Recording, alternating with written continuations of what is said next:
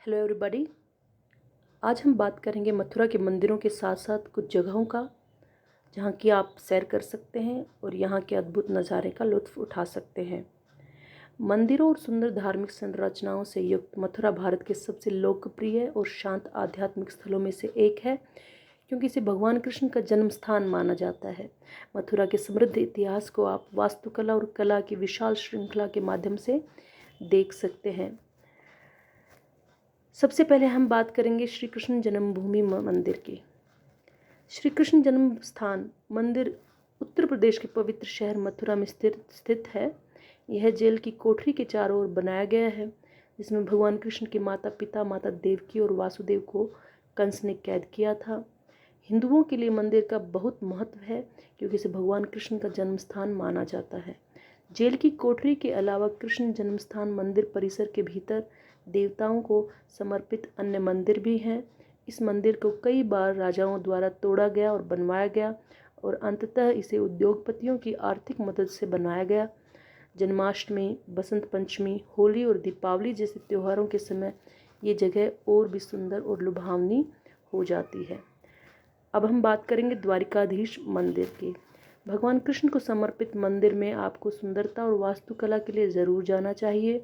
प्रवेश द्वार राजस्थानी शैली की वास्तुकला का दावा करता है, जिसमें केंद्र में एक खुले आंगन के साथ साथ खूबसूरती से नक्काशीदार खंभे और एक शानदार चित्रित छत है।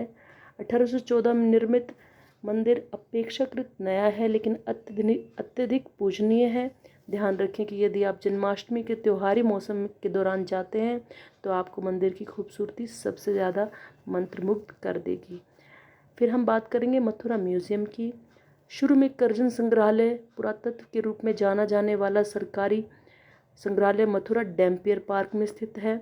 वर्ष 1874 में निर्मित मथुरा संग्रहालय मथुरा और आसपास के क्षेत्रों से मूर्तियों, मिट्टी के बर्तनों, चित्रों, कलाकृतियों, सिक्कों और बहुत कुछ का एक बड़ा संग्रह अपने आप में समेटे हुए है।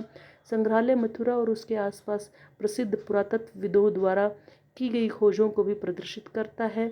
आप इस म्यूजियम को छात्रों और फैमिली के साथ देख सकते हैं। अब हम बात करेंगे कंस किला की। यमुना नदी के तट पर स्थित कंस किला मथुरा में एक प्राचीन किला है, जो भगवान कृष्ण के मामा कंस को समर्पित है। कृष्णा गंगा घाट और गऊ घाट के पास स्थित किला एक लोकप्रिय पर्यटन स्थल है, उसे हिंदू मुस्लिम वास्तुकला के मिश्रण के रूप में बनाया गया है। कंस का किला देखरेख न करने के कारण खराब अवस्था में खड़ा हुआ है, लेकिन अभी भी पर्यटक इसे देखने के लिए ज़रूर आते हैं।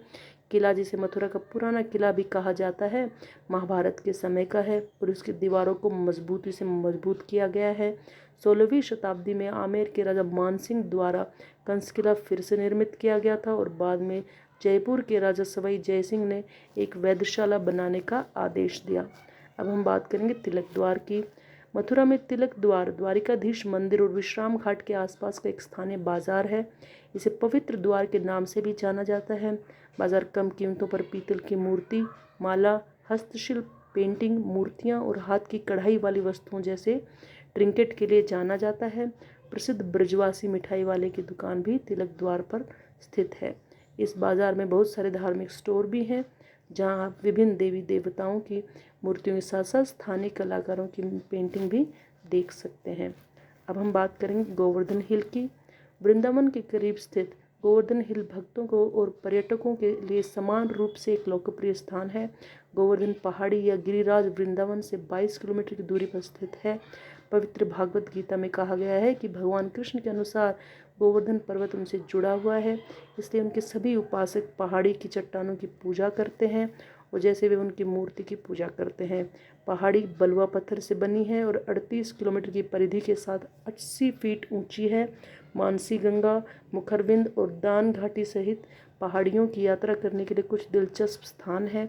इस पहाड़ी को बेहद पवित्र माना जाता है और गुरु पूर्णिमा गोवर्धन पूजा पर भक्तों द्वारा पहाड़ के चारों ओर 23 किलोमीटर नंगे पैर चलकर भक्ति की जाती है। भगवान कृष्ण द्वारा अपने गांव को बचाने के बाद उन्होंने सभी को पहाड़ी की पूजा करने के लिए कहा था, इसलिए गोवर्धन पूजा दिवाली के एक दिन बाद होती है। तो ये सब चीज़ें थी जो मंदिरों के साथ साथ आप इन जगहों की भी सैर कर सकते हैं और यहाँ के अद्भुत नज़ारे का लुत्फ़ उठा सकते हैं।